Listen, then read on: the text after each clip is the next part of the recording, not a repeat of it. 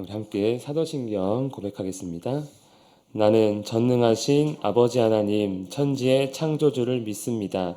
나는 그의 유일하신 아들 우리 주 예수 그리스도를 믿습니다.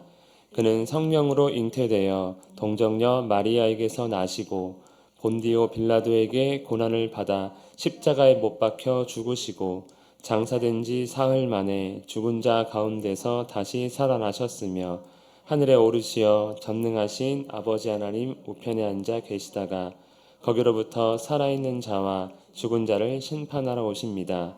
나는 성령을 믿으며 거룩한 공교회와 성도의 교제와 죄를 용서받는 것과 몸의 부활과 영생을 믿습니다. 아멘. 찬양 드리겠습니다.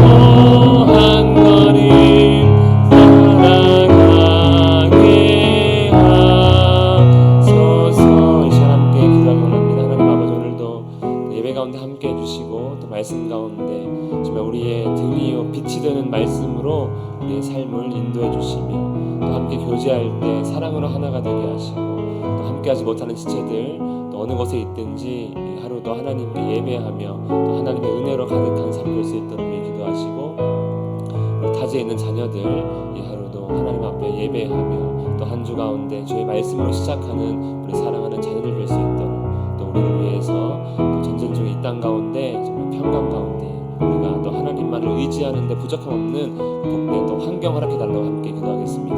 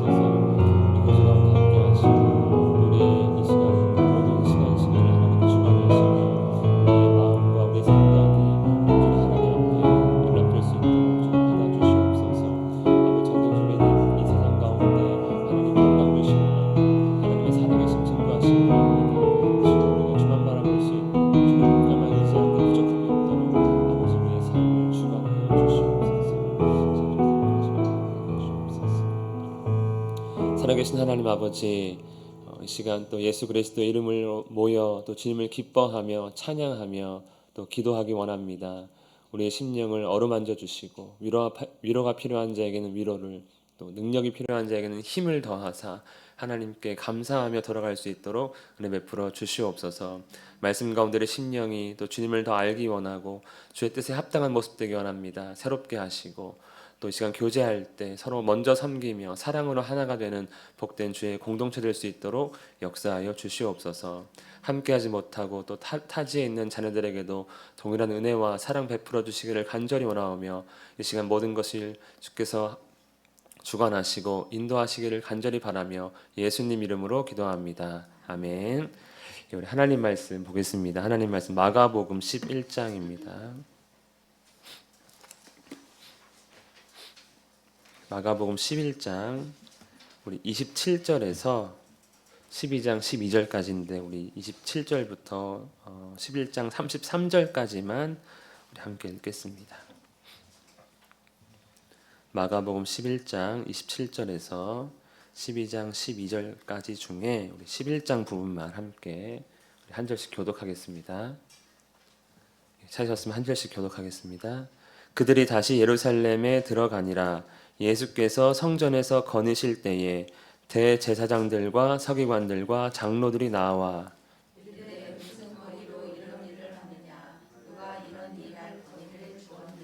예수께서 이르시되 나도 한 말을 너희에게 물으리니 대답하라. 그리하면 나도 무슨 권위로 이런 일을 하는지 이르리라.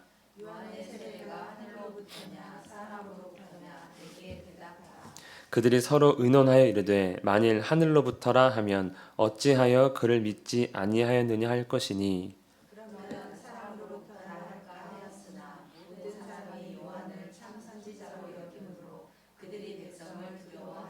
함께 읽겠습니다.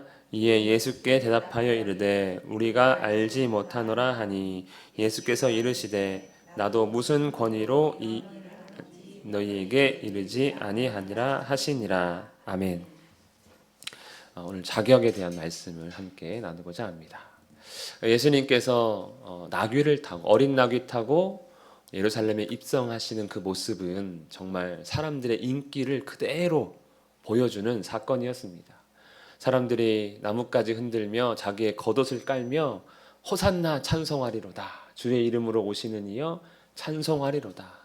다윗의 나라여 가장 높은 곳에서 호산나 하면서 예수님을 부르짖고 환영하는 놀라운 광경이 있었습니다. 이렇게 뭐 별거 없어 보이지만 사람들은 아주 열광했던 것이죠. 드디어 그 소문으로 무성하던 그 능력의 예수가 이제 우리를 로마로부터 독립시키고 우리는 자유를 누리며 살아가게 되겠구나.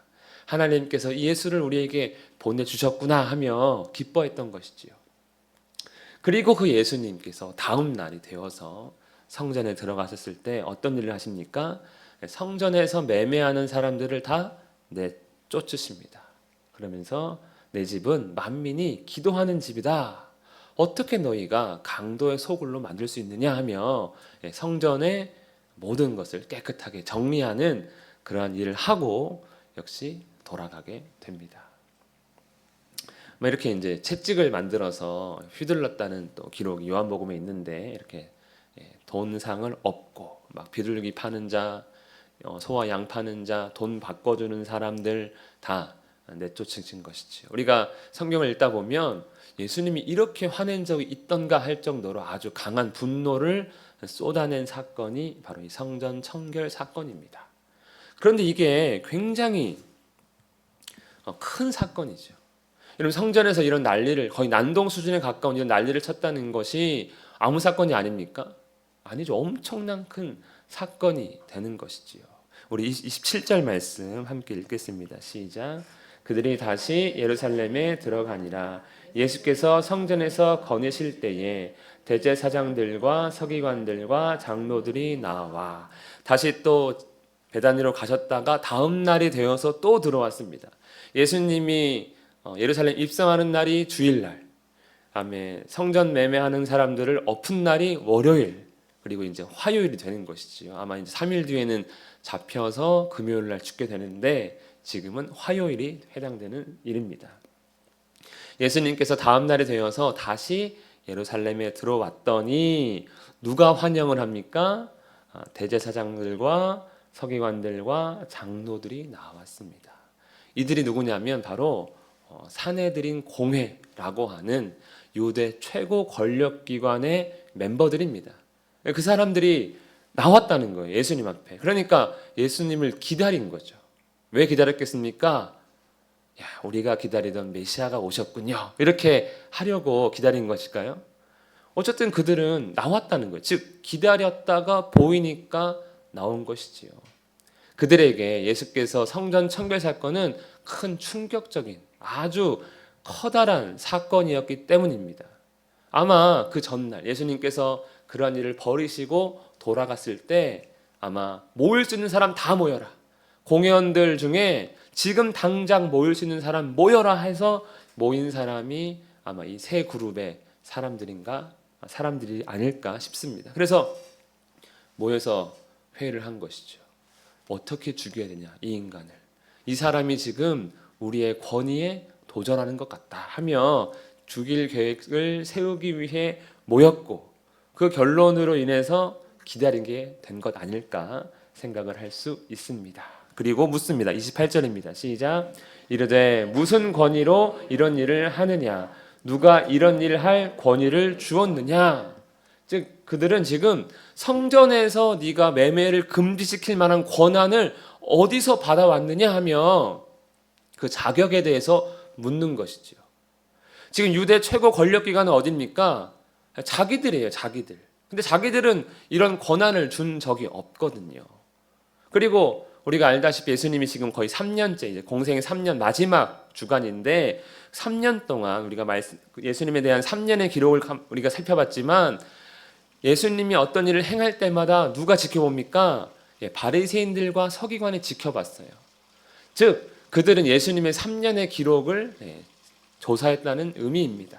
조사했더니 예수라는 사람은 어디 열심당에 속한 자도 아니고 바리새파도 아니고 그 어디에 속한 사람이 아님을 확인했기 때문에 이런 질문을 한 것이죠. 너 어디 소속이냐? 무슨 자격으로 우리에게 와서 성전에서 이런 일을 할 수 있는 거냐 하며 그의 권한, 그의 자격에 대해서 불법임을 그가 드러내기 위한 질문을 이렇게 한 것이죠. 그러니 그들이 밤새 연구해서 이 예수를 어떻게 하면 꼬투리 잡아가지고 좀 불법의 사람으로 만들까 한 결론이 뭡니까? 그래, 그의 자격에 대해서 우리가 좀 캐물어야 되겠다 하며 결론 내린 것이지요. 성전에 대한 권한을 자기들이 부여한 적이 없기 때문에 그런 것입니다. 그래서 이 질문은 미리 계획된 질문이지요. 참 머리가 안 좋은 사람들 같습니다. 밤새 모여가지고 회의한 결과가 야 이렇게 물어보자 이렇게 한 거니까 이 사람들이 조금 이상한 사람들 같기도 하고 이런 사람들이 최고 권력기관에 모였으니까 유대가 그렇게 로마 치하에서 힘든 생활을 한 것 아닐까 싶은 그런 생각도 해봅니다. 어디든 지도자를 잘 만나야 하는 것이지요. 그들은 지금 예수님을 잡아 죽일 명분 만들기를 시작한 것입니다. 그래서 예수님이 만약에 나는 하나님께로부터 이 권한을 받았다 그러면 신성모독이더라. 증거가 없잖아요. 뭐 무슨 어떻게 보여줘봐라 할 수 있겠습니까? 그리고 예수님이 만약에 이건 내가 임의로 내 자신이 권한이다 라고 한다면 불법이다 라고 하는 것이죠. 자기 스스로 권한 주는 사람들이 세상에 어디 있습니까? 하다못해 우리도 여러분 자동차 내 돈 주고 사고 내가 타고 싶어도 어디에 허락 맡아야 됩니까? 면허 시험장 가가지고 이 면허 허락을 받아야 되잖아요. 자동차를 운전할 자격을 부여받아야 되잖아요. 배를 타도 마찬가지고 비행기를 몰아도 마찬가지고 하다못해 여러분 직장에서 책상 하나 옆자리로 옮길라 해도 권한이 필요한 거 아닙니까? 아무나 아무렇게나 할 수 있지 않습니다. 그러니까 이 권한을 확인시켜서 이 불법의 사람임을 우리가 좀 해야 되겠다. 하나님께로부터라 하면 신성모독죄로 잡아가야 되겠다. 이렇게 이제 계획을 세웠습니다. 적절한 계획 같아요. 정말 보기에는요. 그리고 아마 이들은 예수님의 이 사건을 최고 권력에 대한 심각한 도전으로 받아들이는 것 같습니다. 그래서 그 예수님의 사역이 결국에는 우리의 권력을 흔들기 위함이 아니겠느냐 생각을 하는 것이지요. 원래 뭐 눈에는 뭐만 보인다고 정치적인 사람들이니까 예수님의 모든 행동들을 뭘로 해석하는 겁니까? 정치적으로 해석하는 것이지요. 노동권에 있는 사람들은 예수님 모든 행동을 다 노동권에 관련돼서 해석하고요. 그리고 뭐 독립운동하는 사람들은 예수님의 독립운동처럼 해석하고 다 각자의 시선으로 예수님을 바라보는데 이 사람들은 어떻게 해석한다고요? 정치적으로 해석하는 것이죠. 우리도 예수님을 바라볼 때 어떻게 바라봅니까? 우리가 처한 상황에서 예수님 바라보게 되죠. 그래서 내가 처한 상황이 별로 좋지 않으면 예수님도 믿기도 하고 한편으로는 소망도 품기도 하고 난 예수님 별론데 억지로 앉아 있는다면 예수님은 난 별론 거고 그가 아무리 좋은 일을 많이 했다 해도 그건 나랑 상관없는 일이에요 하는 사람도 있는 거고 또 정말 죽을 것 같으면 예수님의 그 기적을 바라보며 이렇게 나한테도 일어났으면 좋겠다 하며 자기 시선으로 우리는 다 예수님 바라보는데 이 사람들은 이렇게 느낀 것이죠. 여러분들은 예수님의 일들을 어떻게 바라보고 있습니까? 그것이 신앙의 모습일 수도 있고요. 어쩌면 그것이 잘못됐구나 하는 것을 우리가 느낄 수도 있을 것입니다. 예수님을 아주 해로 여기는 사람들이 있습니다. 어떤 사람들이 그렇습니까? 왕이거나 혹 왕이 되고자 하는 사람들. 이 사람들은요, 예수님이 불편합니다. 시편에도 이런 말씀이 있습니다. 함께 읽겠습니다. 시작. 어찌하여 이방 나라들이 분노하며 민족들이 헛된 일을 꾸미는가? 세상의 군왕들이 나서며 관원들이 서로 꾀하여 여호와와 그의 기름 부음 받은 자들을 대적하며. 여러분 왜 대적합니까? 우리가 왜 누군가와 누군가를 미워하고 싸울 때 왜 싸우는 겁니까? 나한테 피해를 주니까 싸우는 거거든요. 근데 여러분 예수님이 이 사람들한테 무슨 피해를 줬습니까? 갈릴리에서 기적 행한 것이 왜 그들에게 피해가 됩니까? 왜 성전을 청결한 것이 왜 그들에게 피해가 됩니까? 원래대로 회복시켜 놓은 건데요. 바른 일을 했는데 왜 피해가 됩니까? 자기들의 권력은 바른 일로 이룬 것이 아니기 때문에 그렇습니다. 자신들은 불의와 거짓으로 이 모든 것들을 이루어 갔는데 예수라는 사람이 나타나서 의와 진리로 모든 것을 바르게 행하고 있으니까 불편한 겁니다. 원래 예수님이 선포될 때 제일 누가 불편합니까? 죄를 짓고 있는 사람들은 불편한 거거든요. 그러니 세상의 나라가 예수님을 대적합니다. 유일하게 의와 진리가 되시는 분이거든요. 왕들은 자기가 의라고 하잖아요. 자기가 진리라고 하잖아요. 내가 신의 아들이라고 하는데 진짜가 나타나니까 이런 가짜들은 불편한 것이죠. 그 대표적인 기관이 어디라고요? 지금은요. 산헤드린 공회가 되는 것이고 또 우리도 역시 우리가 거짓과 불법 가운데 거하고 있다면 어쩌면 예수님의 이런 모습들이 말씀들이 아무렇지도 않은 척 듣고 있어도 불편하게 된 것이죠. 불편한 것이죠. 왜냐하면 예수님은 의와 진리가 되기 때문입니다. 우리 29절입니다. 시작. 예수께서 이르시되 나도 한 말을 너희에게 물으리라. 대답하라. 그리하면 나도 무슨 권위로 이런 일을 하는지 이르리라. 아멘. 예수님이 질문에 질문으로 답을 하십니다. 그래서 내가 묻는 말에 대답하면 나도 너희의 질문에 대답하겠다. 이렇게 하면서 묻는 말이 무엇입니까? 요한의 세례가 하늘로부터냐 사람으로부터냐? 내게 대답하면 나도 대답하겠다. 라고 이렇게 질문을 하는데 이 질문이 굉장히 난처한 질문입니다. 특별히 이 산헤드린 공회에게는요. 그냥 지나가는 사람에게 세례 요한을 물으면 당연히 세례 요한은 하늘로부터 온 사람이죠. 아주 쉽게 대답하는 질문인데 이 산헤드린 공회에는 쉽게 대답할 수 있는 질문이 아닙니다. 예수님은 요한의 자격, 요한의 권한에 대해서 역으로 질문을 했습니다. 왜냐하면 요한의 자격이 곧 누구의 자격이기 때문에 그렇습니까? 자기의 자격이거든요. 예수님, 네 권위는 어디서 왔느냐라고 물었을 때 너희가 대답해봐라 이러면 안 되니까 뭐라고 물은 겁니까? 요한의 자격은 어디서부터냐? 나도 똑같다 이런 의미로 물어본 것이지요. 왜냐하면 세례 요한이 누구를 증거했기 때문에 그렇습니까? 예수님을 증거했기 때문에 그런 것이지요.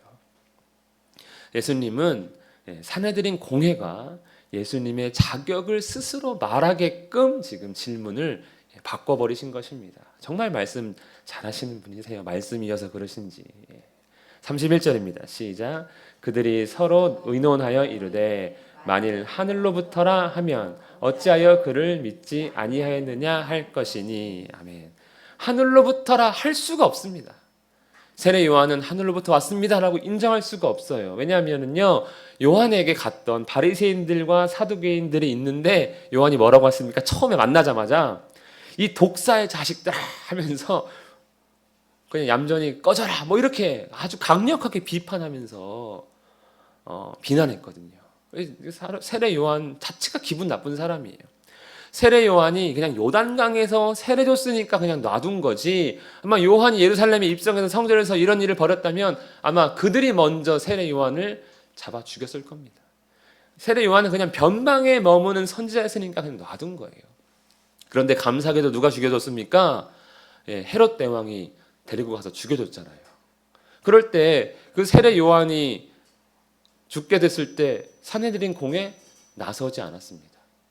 그냥 죽게 구경했지요. 방관자로 놔뒀습니다. 그런 세례 요한을 위해서 하늘로부터라 라고 말할 수는 없습니다. 그리고 세례 요한이 예수님을 증거했기 때문에 세례 요한을 하늘로부터라 인정하는 건 예수 당신도 하늘로부터 왔네요를 인정하는 것이기 때문에 말할 수 없습니다. 그래서 이렇게 말한 것이죠. 그럼 사람으로부터라고 할까? 라고 자기들끼리 회의를 하는 겁니다. 그러니까 이제 그것도 안 돼 하는 거죠. 왜냐하면 모든 사람들이 다 세례 요한을 어떻게 여기기 때문에 그렇습니까? 참 선지자로 여기기 때문에 그렇습니다. 정치가 제일 두려워하는 건 뭡니까?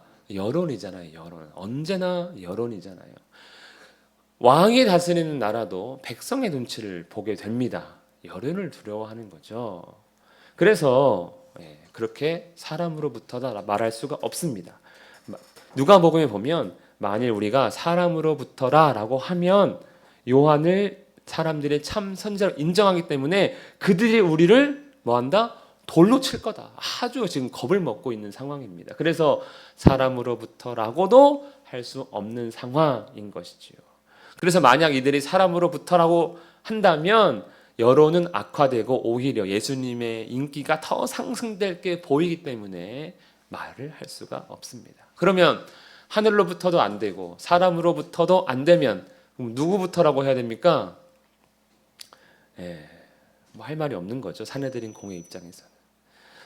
그들의 이 잠깐의 토의, 하늘로부터냐 사람으로부터냐 어떻게 대답할까라고 본다면 이들은 하나님에 대해 관심이 없는 사람들입니다. 백성들에게 관심이 없는 사람이에요. 세례 요한이 어떤 사람인지 철저히 연구해서 그가 세례를 베풀었지만 정말 하나님을 위하고 사람을 위한다면 그가 하나님으로부터 온 것이 아닙니다라고 말할 수도 있어야 되고, 거꾸로 그가 베푼 세례는 말씀으로 볼 때 이미 예언된 선지 엘리야고 하나님께서 보신 사람이 맞습니다, 보내신 사람이 맞습니다라고 지지를 해주거나 이런 둘 중 하나의 태도를 취해서 백성들이 하나님을 위해 살아갈 수 있도록 하나님 앞에서 합당할 수 있도록 뭔가 지도하는 것이 이 유대의 권력기관의 위치 아닙니까? 그렇게 했던 왕들은 복받았고 그렇게 하지 않았던 왕들은 다 패망했는데 지금 산헤드린 공회는 그런 관심이 전혀 없는 것이죠. 예수란 사람이 나타나서 이 정도의 인기면 하늘로부터 왔는지 사람으로부터 그냥 자기 주장인지 철저히 연구해서 뭔가 싸우든가 뭐 지지하든가 해야 되는데 전혀 그런 모습이 보이지 않습니다. 왜냐하면 그들의 관심은 자신들의 권력 유지였기 때문에 그런 것이죠. 우리가 교회를 다녀도 산헤드린 공회 같은 사람들이 많습니다. 뭐 하나님 위해서 다니는 것도 아니고 이웃을 위해서 다니는 것도 아닙니다. 그저 내가 뭔가 잘 먹고 잘 살고 내가 회사에서나 가정에서나 어디서든지 뭔가 더 복받기 위함, 세상에서도 노력하지만 종교적으로도 뭔가 더 노력받고, 우리 교회 가보니까 정치인도 있고 기업인도 있고 변호사 법조인도 있고 많더라, 그래가지고 또 가는 사람들도 있지 않습니까? 이 사람들의 관심은요 권력 유지예요. 권력 유지. 우리는 무엇을 어떻게 예수님 바라보느냐가 바로 권력의 눈으로 바라보는 이 사람들이죠. 우리는 무슨 이유로 교회를 다니고 있는지 우리 자신을 한번 살펴봐야 할 것입니다. 그래서 결론은 뭡니까? 우리가 알지 못한다. 이런 바보 같은 사람들이 세상에 어디 있습니까? 뭔가 결론을 내렸어야죠. 지금 그 시간이 몇 년입니까? 3년째인데 아무런 말을 할 수 없는 그런 난처한 상황에 있는 사람들입니다. 즉 이들은요, 못한다는 말로 세례 요한을 거부한 것이고 결국 예수님까지도 거부할 수밖에 없는 그런 말을 한 것이지요. 그래서 검거 계획은 실패. 뭔가 꼬투리를 잡아서 검거를 해야 되는데, 잡아가야 되는데 실패했음을 스스로 자인하고 있습니다. 예수님도요, 대답을 거부하세요. 그럼 나도 너희들 질문에 대답 안 해. 너희도 몰라? 그럼 나도 몰라. 이렇게 대답을 한 것인데, 실상 세례 요한에 대한 질문을 통해서 나는 세례 요한과 같다 다르다? 같다. 여러분, 예수님은 어디로부터 온 분이십니까? 하늘로부터 온 분이세요. 우리가 다 동의하고 앉아 있지만 예수님의 모든 가르침이나 그의 기적이나 능력을 볼 때 하늘로부터 온 것이 아니면 설명이 안 되는 거죠. 하늘로부터 온 것이 아니면. 그러니 우리는 그것을 인정할 수밖에 없고, 그렇기 때문이라도 더더욱 내가 땅의 것들을 다 내려놓고, 땅의 관심은 다 내려놓고 예수님께 집중을 해야 하는데 그들은 그렇게 하지 못했습니다. 그래서 이제 12장이 이것이지요. 그러면 예수님이 거꾸로 묻는 것입니다. 너희의 자격은 어디서부터 온 거냐? 그것이 우리가 이제 알고 있는 포도원의 악한 농부 비유입니다. 사내들인 공회를 공격하는 것이지요. 우리 1절만 함께 읽겠습니다. 시작. 예수께서 비유로 그들에게 말씀하시되 한 사람이 포도원을 만들어 산울타리로 두르고 즙자는 틀을 만들고 망대를 지어서 농부들에게 새로 주고 타국에 갔더니, 포도원을 만드는 한 사람이 있는데 예수님이 비유로 그들에게, 사내들인 공회를 향해서 말씀합니다. 다른 사람이 대상이 아니에요. 그런데 한 사람이 포도원을 만듭니다. 어떻게 만드냐면 당연히 포도나무는 심는 거고요, 울타리로 일단 두릅니다. 짐승이나 다른 사람으로부터 침입을 막고 즙자는 틀을 갖다 놓습니다. 무슨 말이냐면 포도를 따면 바로 포도주로 만들 수 있게 해놨다는 거예요. 그리고 망대, 초소를 둬서 침입자들이나 아니면 포도원을 관리함에 있어 불편함이 없도록 한 것이지요. 그러니까 한마디로 굉장히 좋은 포도원. 우리 어디 여행 갈 때 모든 게 다 포함된, 불포함 말고 뭐 밥 불포함, 뭐 팁 불포함 이런 거 말고요, 다 포함된 정말 누가 보더라도 완벽한 포도원을 만들어 놓고 뭐 했다는 겁니까? 농부들에게 세 주고 자기는 떠났습니다. 세상에 이런 주인이 있을까 싶을 정도로, 왜 이 사람 뭐 이 정도까지 해주고 가나 싶을 정도로 굉장히 좋은 포도원을 만든 거예요. 마치 하나님께서 창조의 6일 동안 모든 것을 완벽하게 다 만들어 놓고 마지막에 누구 만든 것처럼 사람 만들어서 그걸 다 맡겼잖아요. 어떻게 다스리나 보자 한 것처럼 이렇게 좋은 포도원 만들어 놓고 맡긴 겁니다, 농부들에게. 그래서 때가 되어서 세를 받고자 자신의 종을 보냅니다. 그런데 세를 받고자 하는 것이 주인의 목적일까요? 세 받으려고 이렇게 좋게 하겠습니까? 여러분, 우리가 어디 집이 있어서 누군가 세 준다면 여러분 다 리모델링 싹 다 해주고 불편하게 조금도 없게끔 만들어 놓고 모든 가전제품 다 들어놓고 몸만 오세요 하면서 세를 저렴하게 받을 분 계십니까? 없죠. 그런 사람 없습니다. 그러니까 이상한 주인인 거죠, 이 주인은요. 그런데 종을 보내서 세를 받는다는 것은 실제 세가 목적이 아니고 뭐가 목적일까요? 열매를 확인하고 싶은 거예요. 열매. 정말 이 좋은 포도원을 가지고 좋은 열매를 맺으면서 잘 살고 있는가, 그게 궁금한 거죠. 그러니까 이 농부들에게 그 좋은 포도원 그냥 맡겨서 그냥 준 거 아닙니까? 그냥 잘 해봐라 하고. 새가 목적이 아니라 열매를 받고 싶은 거죠. 그런데 어떻게 합니까? 농부들이요, 종을 잡아 심히 때리고 그냥 보냅니다. 첫 번째 온 종은요, 주인이 이것 봐라고 또 종을 보냈더니 그의 머리에 상처를 내고 수치를 주고 또 그냥 보냈습니다. 또 다른 종 세 번째 보냈더니 이번엔 그를 죽입니다. 이 농부들이 어떤 농부입니까? 진짜 악한 농부였던 거예요. 그리고 그 외에도 많은 종들을 더 보냈는데 때로는 죽이고 더러는 때리고 죽이고 하는 정말 악한 농부. 세상에 이런 사람들이 있을까 하는 은혜를 원수로 갚는 그러한 농부들이었다는 겁니다. 그래서 이제는 주인이 이렇게 하는, 이제 보낼 사람 필요 없다. 딱 한 사람 보내면 되겠다 하고 자기가 사랑하는 아들을 마지막으로 보내자. 그럼 주겠지. 설마 내 아들인데 세를 안 낼까? 이렇게 하고 마지막으로 아들을 보냅니다. 이 포도원 주인 진짜 이상합니다. 그렇죠? 한 종 한 3번 보내서 안 내면 어떻게 됩니까? 그 다음에는요. 그냥 군대 보내야죠. 군대를 보내야죠. 이 정도의 재력가면은 본인의 보유한 사병이 있을 거 아닙니까? 그러면 자기 사병 보내서 그냥 싹 다 죽여야지요. 근데 끝까지 아들 보내는 것도 참 어떻게 보면 이상한 주인이에요. 그랬는데 이 주인, 이 악한 농부들이 어떻게 합니까? 우리 7절 8절 읽겠습니다. 시작. 그 농부들이 서로 말하되 이는 상속자니 자 죽이자. 그러면 그 유산이 우리 것이 되리라 하고 이에 잡아 죽여 포도원 밖에 내던느니라. 아멘. 상속자. 이 사람 죽이면, 그 주인 죽으면 이 포도원 주인 없어져. 우리 거 돼. 죽여버립니다. 진짜 악한 농부죠. 우리 중에 이럴 분 있습니까? 그렇게 할 포도원도 없고 아무것도 없죠. 예수님 알고 계신 거죠. 이 사내들인 공회가 자기 죽일 거 알고 있는 거죠. 그러니까 이렇게 이제 미래까지 얘기하는 거 아니겠습니까? 포도원 주인이 마지막으로 어떻게 합니까? 와서 그 농부들을 진멸하고 포도원을 다른 사람에게 주리라 하지 않겠느냐, 이렇게 이제 비유를 딱 하면서 결론합니다. 포도원 주인이 결국 그 악한 농부를 심판하는 것이죠. 포도원의 악한 농부 비유를 가만히 보면 하나님은 어떤 분입니까? 그 주인은 하나님이신데 가장 좋은 것을 주시는 하나님이시라는 거예요. 그리고 그 가장 좋은 것을 잘라서 준 게 아니고 그냥 은혜로 주신 거고, 그러면 그 하나님 은혜에 감동해서 가장 좋은 열매를 받기를 원하시는 하나님이신 걸 우리가 알 수 있고요. 그럼에도 불구하고 종들을 죽이는 그들에게 끝까지 인내하시는 하나님이시고, 왜냐하면 계속 보내잖아요. 이제라도 회개하고 돌아올까? 이제라도 회개하고 돌아올까?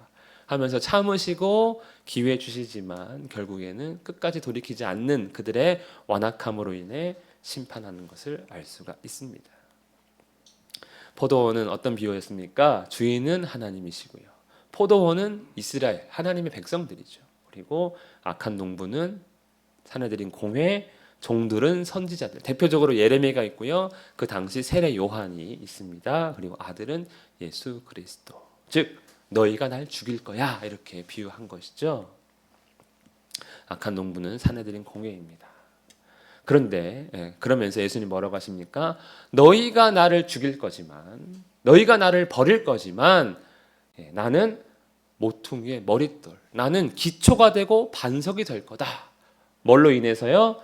주로 말미암아 그렇게 될 거다라고 하는 것을 시편 말씀을 통해 그들에게 선포하십니다. 하면서 끝에 뭐라고 합니까? 읽어보지도 못하였느냐? 이 사람들 바리새인 서기관들이에요. 성경 달달 외우는 사람들입니다. 너희들은 읽어도 모르느냐? 하면서 하나님께서 행하실 일들을 미리 예언도 하십니다. 그래서 예수님이 하나님으로 인해 머릿돌이 될 것까지도 이야기하는데, 마지막 12절입니다. 시작. 그들이 예수의 이 비유가 자기들을 가리켜 말씀하신 줄 알고 잡고자 하되 무리를 두려워하여 예수를 두고 가니라. 아멘. 참 신기해요. 지금까지 비유는 단 한 그룹도 이해하지 못했는데 이건 또 찰떡같이 알아들어요. 우리를 욕하고 있구나. 알아들은 거예요. 예수님 뭐라고 한 겁니까? 너희는 도둑이고 강도고 살인자다. 이스라엘에 대한 권한 박탈, 자격 없다 이제 하면서 내 자격의 문제가 아니라 너희 자격에 문제가 있음을 비유를 통해서 말씀하셨습니다. 예수님은 어떤 분이십니까? 하나님의 아들이시고 그리스도이십니다. 우리의 구원자가 되시는 것이지요. 예수님은 자격이 합당합니다. 그런데 스스로 자격 있다고 생각하는 그들, 어떤 도둑이고 알고 보니 도둑이고 살인자고 강도였던 것이죠. 그리고 예수님을 거부합니다. 여기서 문제는 이것이죠. 우리는 누구냐? 우리는 어떤 자격이 있냐? 우리도 도둑이고 강도고 살인자 아닙니까? 물건을 탐내고 사람을 미워하고 그 사람을 해치고 싶은 그런 마음으로 충만한 어쩌면 그런 모습들이 우리에게 있지 않습니까? 모든 사람이 다 그러지 않아도 한 사람이라도 어떤 물건이라도 그런 좋지 않은 마음을 갖고 있다면 우리 역시도 자격 없는, 하나님 앞에서 우리도 역시 주님 보시기에 다 도둑이고 살인자 아니겠습니까? 그런 예수님의 이 말씀들을 가만히 살펴보면 기회를 계속 주고 있다는 느낌을 받아요. 이제라도 돌아와라. 이제라도 너희가 나에게 좀 돌아왔으면 좋겠다. 이제라도 나를 영접해라 라고 하는 것이지요. 우리 가운데도 영접한 사람들이 있지만 이제라도 그 진정으로 마음을 돌이키기를 바라는 마음으로 비유를 한 것이지요. 그리고 또 돌아왔다면, 하나님부터 은혜 누리고 있다면 열매를 하나님께 드리기를 원하는 그런 마음으로 이 비유까지도 말씀하신 것이 아닌가 생각해 봅니다. 우리는 어떻습니까? 예수님을 영접했다고 하면서도 우리의 속마음은, 우리의 삶의 모습은 혹시 자격 없는 사내들인 공회의 모습으로 살고 있지는 않은가? 우리 자신을 살피고 우리의 자격이 오직 예수 그리스도만 있음을, 의와 진리는 그분임을 깨닫고 우리도 그분만을 바라보며 우리가 그분을 뜻에 합당한 모습으로 살아야 할 것입니다. 우리 지금 말씀을 기억하면서 함께 기도하겠습니다. 우리의 자격 없음을 온전히 깨닫게 하시고 또 오직 예수님만이 온 땅의 주인이시고 온전한 의와 진리 되심을 알게 달라고, 그리고 또 하나님께서 맡기신 우리의 사명, 우리에게 주신 포도원이 있다면 그 열매를 하나님께 온전히 드릴 수 있는 악한 농부가 아니라 하나님 보시기에 선한 그런 일꾼 될 수 있게 달라고 함께 기도하겠습니다.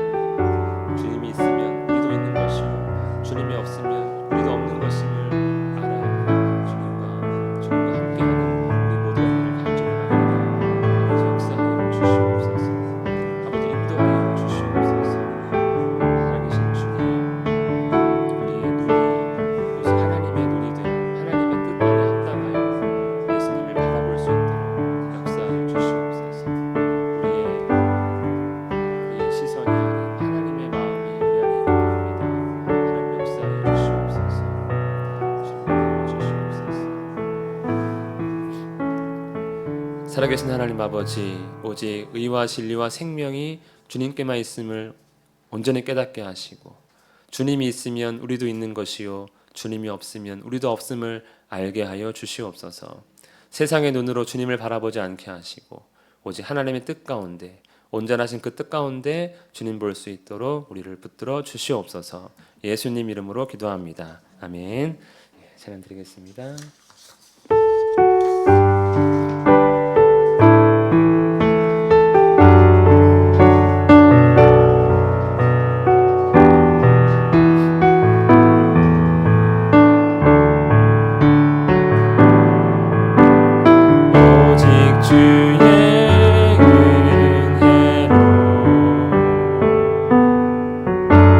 지금 여기 서 있는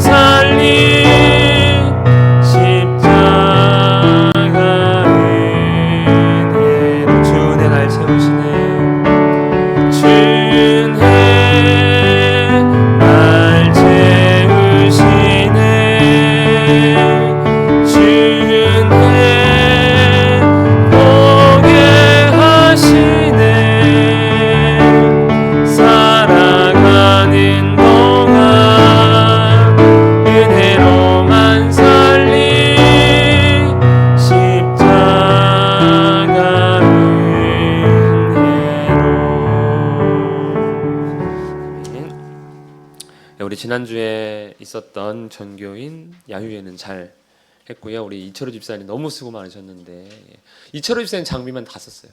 저 실리콘 갔는데 저 안 꺼냈습니다.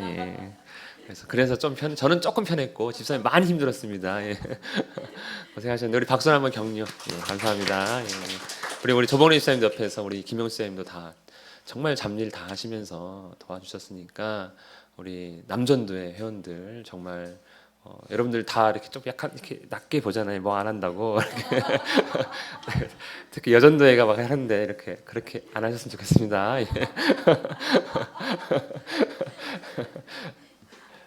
위로가 됐으면 좋겠네요. 그리고 저는 이제 한국교회 섬김의 날 잘 갔다 왔습니다. 정말 사람 많더라고요. 정말 사람 많고 반은 좋았고 반은 괜히 왔다 싶은 것도 있고 하여튼 정말 진짜 사람 많았고요. 서울은 서울이구나 했고요. 그리고 하여튼 대단했습니다. 그냥 그런 거 처음 봤습니다. 그냥 신앙생활하면서 그렇게 사람 많이 그냥 동시에 그렇게 많이 처음 봤고 그런 규모의 집회할 때 처음 봤습니다. 하여튼 그거는 인터넷에 아마 사랑교회 행사가 올라오지 않았을까 싶은데 잘 찾아보면 저 이만 원리를 찾아라처럼 보이면 제가 도착을 좀 늦게 했는데 누가 자리를 미리 맡아놓는 바람에 맨 앞에 앉았어요. 동기 목사가 자리를 잡아놨다 하더라고요. 가서 보니까 저 앞이야. 그랬대. 근데 그 다음 날 본인들이 저 뒤로 올라가더라고요. 앞이 힘들다면서. 그랬습니다. 다음 주 예배 후에 우리 원래를 가질 예정입니다. 입교식, 추수감사절, 성찬식이 있는데요. 11월 12일 날은 입교식, 11월 19일 날은 성찬식을 갖도록 하겠습니다. 11월 19일은 추수감사 주일입니다. 기도하고 축도를 마치겠습니다. 살아계신 하나님 아버지, 오늘 또 지난 한 주 우리에게 베푸신 그 은혜를 또 감사하며 또 주의 이름을 기뻐하며 이 시간도 주님 앞에 나올 때 또 귀한 예물을 드립니다. 정말 전부를 드리는 마음으로 일부를 드리오니 주님 받아주시고 기뻐하시며 하나님께서 사용하실 때 우리의 생각과 마음이 하나님의 그 뜻 안에서 이 물질들을 잘 사용할 수 있도록 역사하여 주시옵소서. 새로운 한 주도 정말 하나님의 그 은혜 안에서 또 주 이름의 능력으로 살기를 원합니다. 우리의 삶을 통해 주님 영광 나타날 수 있도록 지혜와 능력도 더하여 주시옵소서. 시간 감사합니다. 거룩하신 예수님 이름으로 기도합니다. 아멘. 주 예수 그리스도의 은혜와 하나님의 사랑과 성령의 교통하심이 자격 없는 우리를 구원하신 그 예수 그리스도의 이름을 사모하는 모든 자에게 함께 있을지어다. 아멘.